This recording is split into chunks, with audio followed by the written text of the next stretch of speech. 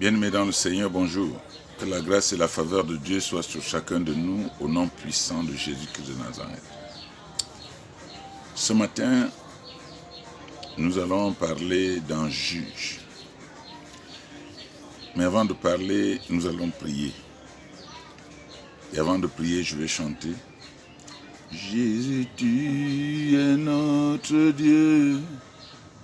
Jésus, tu es notre Dieu. Jésus, tu es notre Dieu de tout le temps. Jésus, tu es notre Dieu. Jésus, tu es notre Dieu. Jésus, tu es notre Dieu de tous les temps. Chantons. Alléluia, Alléluia, Alléluia,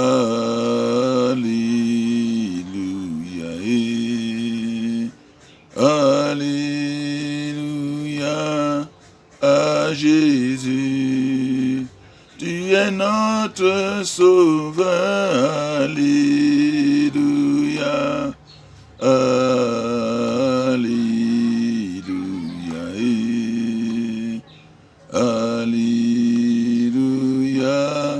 à Jésus. Alléluia, Alléluia, Alléluia, à Jésus. Tu es notre sauveur, Alléluia, Alléluia,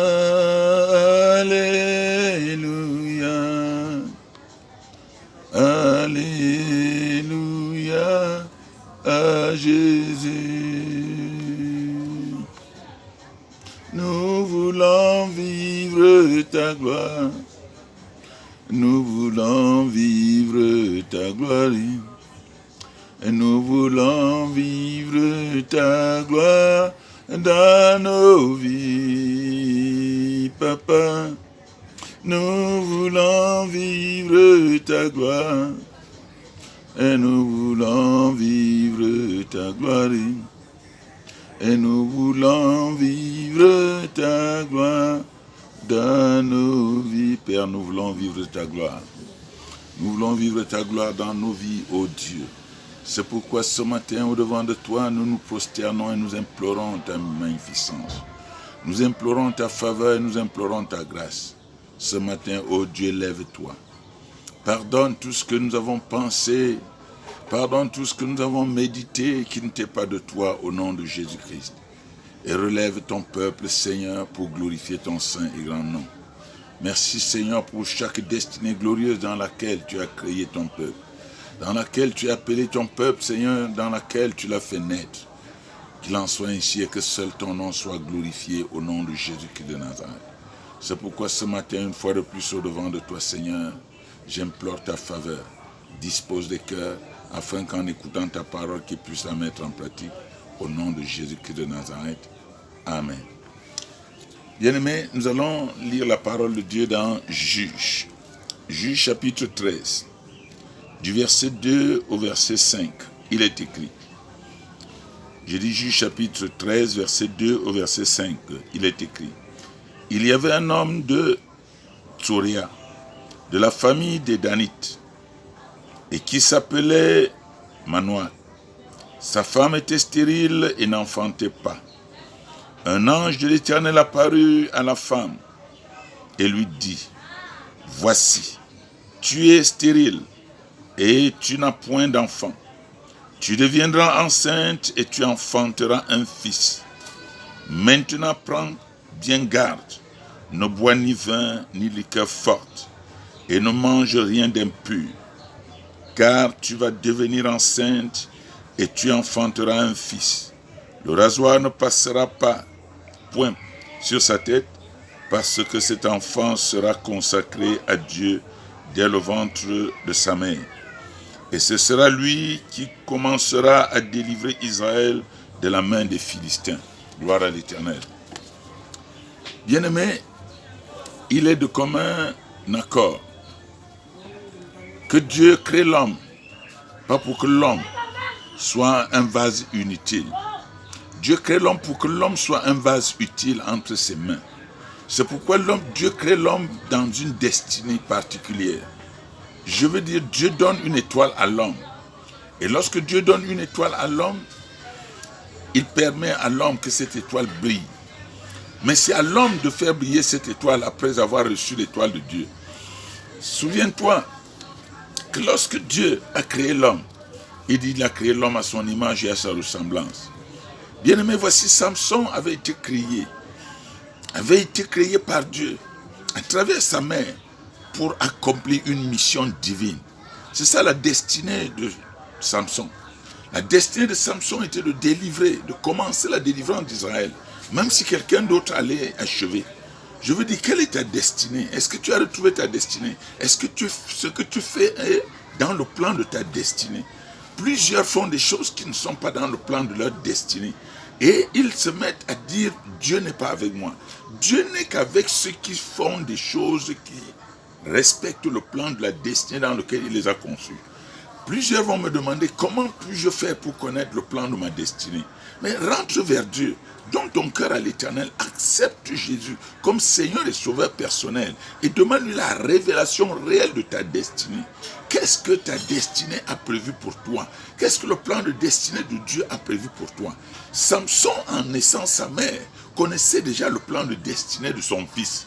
Ça veut dire que la mère peut connaître le plan de destinée de sa fille et de son fils. Alors, c'est la mère maintenant qui devait dire à Samson, voici ce que Dieu a dit. Et élever Samson dans le plan que Dieu a décidé pour Samson.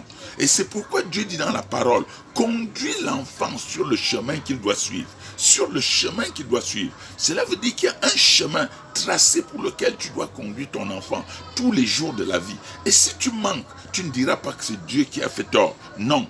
Dieu t'a dit de conduire l'enfant sur le chemin qu'il doit suivre. Et c'est ce chemin qui avait été prévu pour Samson. Samson est né dans une destinée particulière, de salut, de délivrance, de libération. C'est pourquoi je veux dire à quelqu'un qui m'entend ce matin, tu n'as jamais été créé pour faire le mal.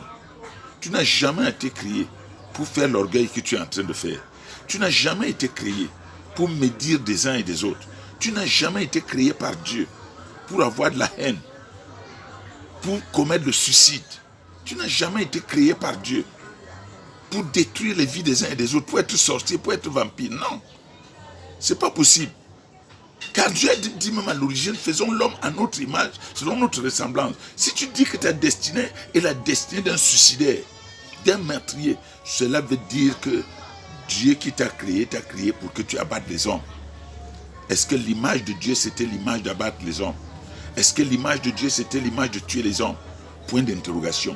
C'est pour ça que je te demande ce matin, je t'ai montré l'exemple de Samson.